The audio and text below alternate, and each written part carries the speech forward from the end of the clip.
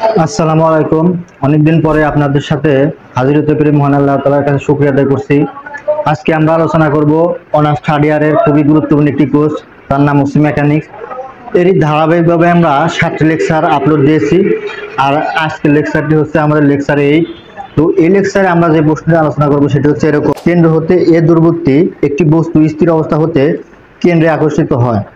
যদি কেন্দ্র হতে x দূরত্বে তার বেগ √(a²-x²/x² এর সমানুপাতিক হয়, তাহলে বলের সূত্রটি নির্ণয় করো।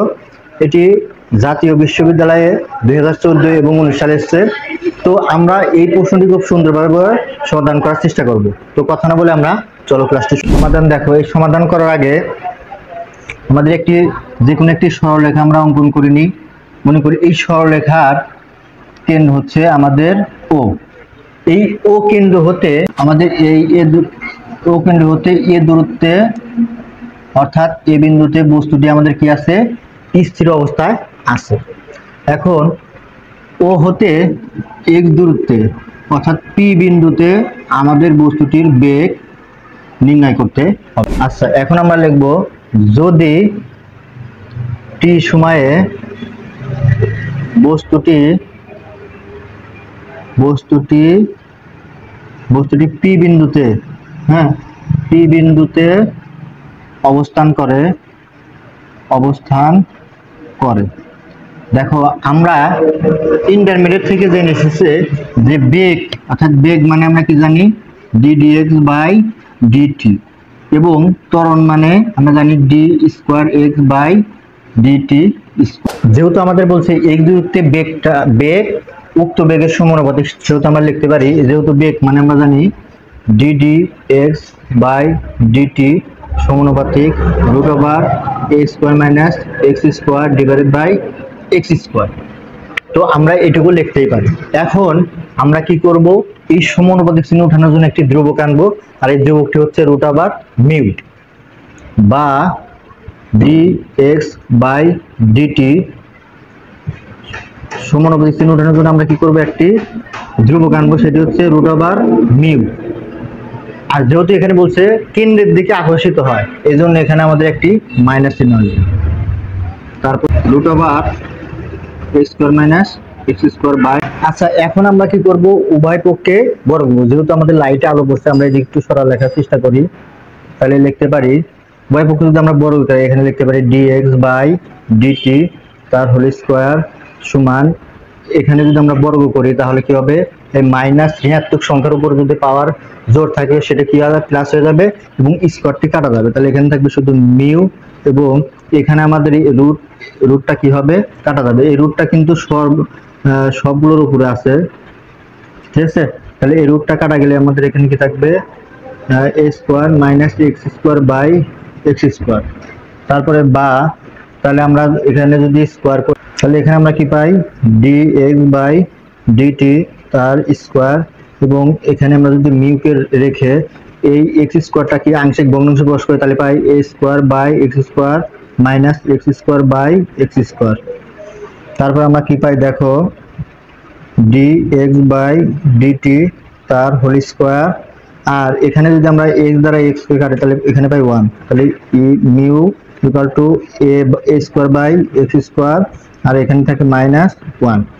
এখন আমরা কি করব, এই পথটাকে আমরা, যেহেতু আমরা এটা বেগ আছে, এই ত্বরণে যাইতে হলে আমাদের এটাকে কি করতে হবে, টি এর সাপেক্ষে অন্তরীকরণ করতে। তাহলে আমরা লিখব টি এর সাপেক্ষে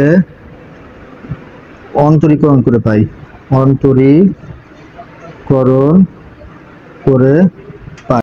এখন এই অংশটুকু যদি আমরা টি এর সাপেক্ষে অন্তরীকরণ করি, তাহলে আমরা একটি সূত্র অবশ্যই জানি, দেখো সবাই, ddx, x এর পাওয়ার যদি n হয় তাহলে পাওয়ার সামনে আসে এবং এই পাওয়ারের থেকে এক বাদ যায়, এবং এই জিনিসটাকে আবার কি করতে হয়, ডিফারেন্সিয়েশন করতে হয় x কে। এটা হচ্ছে আমাদের সূত্র। আচ্ছা, একে যদি আমরা টি এর সাপেক্ষে অন্তরীকরণ করি তাহলে কি পাই, d/dt, আসলে d/dt করা যাবে না, dt ইনটু কত, dx/dt তার হোল স্কয়ার সমান, এখানে টি এর সাপেক্ষে অন্তর্গত করে কত পাই, d/dt। যেহেতু আমাদের এখানে মিউ ধ্রুবক, এজন্য আমাদের মিউ সামনে আসবে, তাহলে পাই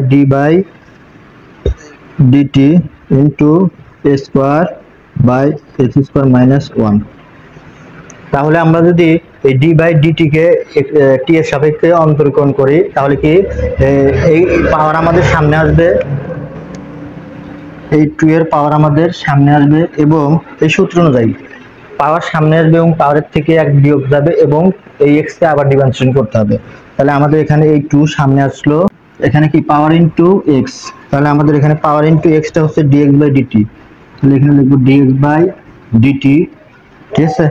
তারপরে আমাদের যেহেতু আমরা একে টি মনে করলাম সেহেতু এটি টি নয়, সেহেতু একে আবার কি করতে হবে, টি এর সাপেক্ষে অন্তরীকরণ করতে হবে, d by dt into dx by dt। তারপর সমান, দেখো আমরা এইটুকু অংশকে এখন কি করব, টি এর সাপেক্ষে অন্তরীকরণ করব। তো এইটুকু অংশ আমি তোমাদের এখানে বোঝানোর চেষ্টা করতেছি। তাহলে এইটুকু অংশ যদি আমি লিখিয়ে জায়গা d by dt into a square by x square minus 1, তাহলে এই d বাই dt আমরা এই দুটি অংশের সাথে গুণ করব, তাহলে সমান d বাই dt এই অংশের সাথে গুণ করে কত পাই, a square by x square, আবার এই অংশের সাথে গুণ করলে minus d by dt into 1। এখন a স্কয়ার আর মানে ধ্রুবকের জন্য a স্কয়ার সামনে আসবে, তাহলে এখানে আর x স্কয়ারকে যদি আমরা উপরে নেই তাহলে কি কত হবে, x ইনভার্স 2, আর আমরা ধ্রুবককে যদি ডিফারেন্সিয়েশন করি কত পাই, মাইনাস 0। যেহেতু x ইনভার্স 2 কে যদি আমরা ডিফারেন্সিয়েশন করি তাহলে কি হবে, এখানে a স্কয়ার থাকবে, এই পাওয়ার সামনে আসবে এবং এই পাওয়ারের সাথে আমাদের কি হবে, 1 যোগ হবে। যেহেতু আমরা এটাকে টি এর সাপেক্ষে অন্তরীকরণ করতেছি সেহেতু এটা টি নয়, এজন্য এই অংশকে আবার কি করতে হবে, টি এর সাপেক্ষে অন্তরীকরণ করতে হবে। তাহলে এই অংশটুকু আমরা এখানে লিখব এখন।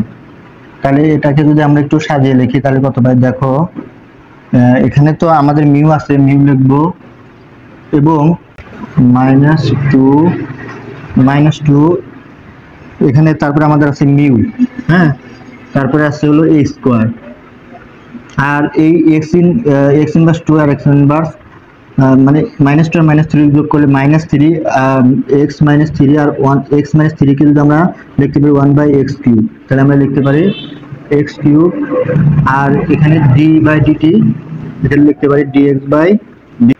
তাহলে আমরা এখানে কি পাই, বা 2 ইনটু dx বাই dt, এটাকে আমরা যদি গুণ করি তাহলে কত পাই, d square x by dt square, আর এখানে আমরা পাই মাইনাস কত mu square by x cube into dx by dt। দেখো এই দিকেও আমাদের dx বাই dt আছে, এই দিকেও আমাদের dx বাই dt আছে, তাহলে উভয় পক্ষ থেকে আমরা বাদ দিতে পারি। আচ্ছা এখানে আমাদের কিন্তু 2 আছে, তারপর দেখো এখানেও আমাদের 2 আছে, এখানে আমাদের 2 আছে, 2 কিন্তু আমরা বাদ দিতে পারি। তাহলে আমরা এখানে কি পাই, দেখো d square x by dt square সমান মাইনাস মিউ কি a square by x cube, এই অংশটুকু। এখন আমরা জানি, দেখো আমরা জানি যে বল সমান ভর গুণন কি ত্বরণ, ঠিক আছে। আমরা 19 শিখছি এম হচ্ছে ভর আর এতে হচ্ছে ত্বরণ, তাহলে এই ভরের প্রতীক হচ্ছে এম আর ত্বরণ এই আমরা একটু আগে লিখছিলাম যে এ ইকুয়াল টু হচ্ছে আমাদের ত্বরণ equal to d square x by dt square. তো d square x by dt square মানে আমরা ত্বরণের মান পাইছি কতটুকু, এই অংশটুকু আমরা এখানে লিখব, minus mu a square by x cube. এখন আমরা দেখো এখানে এম আর এইটুকু অংশ আমাদের, তাহলে এইটুকু অংশ আমাদের ধ্রুবক হিসাবে যদি চিন্তা ভাবনা করি, ধ্রুবক কিন্তু তাহলে এখান থেকে উপর 1 নিচে থাকে এক্স কিউব। তো আমরা ধ্রুবক এবং সমানের পরিবর্তে একটা কি আনতে পারি, সমানুপাতিক ধ্রুবক আনতে পারি, তাহলে বলতে পারি বল সমানুপাতিক 1/x। আশা করি এই অঙ্কটি তোমরা খুব সুন্দরভাবে বুঝতে পারছো। যদি এর ভিতরে কোনো জায়গায় বুঝতে অসুবিধা হয় তাহলে আমাকে জানাও, আমি তোমাদের এই অঙ্কটি সমাধান দেওয়ার চেষ্টা করব।